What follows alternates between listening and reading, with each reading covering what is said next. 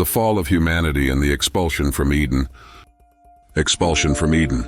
Now the snake was the most cunning of all the wild animals that the Lord God had made. He asked the woman, "Did God really say, 'You shall not eat from any of the trees in the garden'?" The woman answered the snake, "We may eat of the fruit of the trees in the garden. It is only about the fruit of the tree in the middle of the garden that God said, 'You shall not eat it or even touch it, or else you will die.'"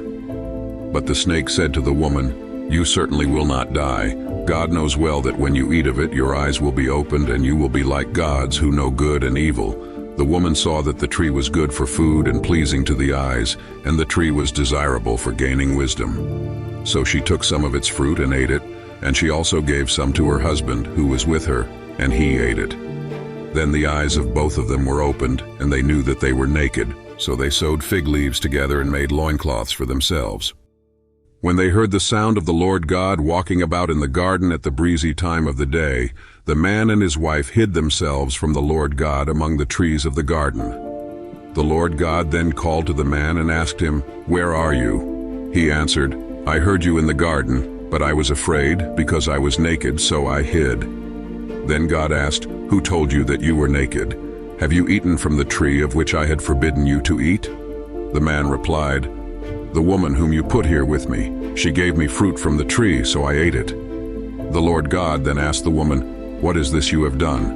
The woman answered, "The snake tricked me, so I ate it." Then the Lord God said to the snake, "Because you have done this, cursed are you among all the animals, tame or wild. On your belly you shall crawl, and dust you shall eat all the days of your life. I will put enmity between you and the woman, and between your offspring and hers. They will strike at your head, while you strike at their heel." To the woman he said, "I will intensify your toil in childbearing. In pain you shall bring forth children. Yet your urge shall be for your husband, and he shall rule over you." To the man he said, "Because you listened to your wife and ate from the tree about which I commanded you, you shall not eat from it. Cursed is the ground because of you. In toil you shall eat its yield all the days of your life. Thorns and thistles it shall bear for you, and you shall eat the grass of the field. By the sweat of your brow you shall eat bread, until you return to the ground from which you were taken. For you are dust, and to dust you shall return." The man gave his wife the name Eve, because she was the mother of all the living. The Lord God made for the man and his wife garments of skin, with which he clothed them. Then the Lord God said, "See, the man has become like one of us, knowing good and evil. Now what if he also reaches out his hand to take fruit from the tree of life, and eats of it and lives forever?"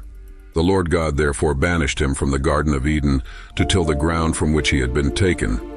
He expelled the man, stationing the cherubim and the fiery revolving sword east of the Garden of Eden to guard the way to the tree of life.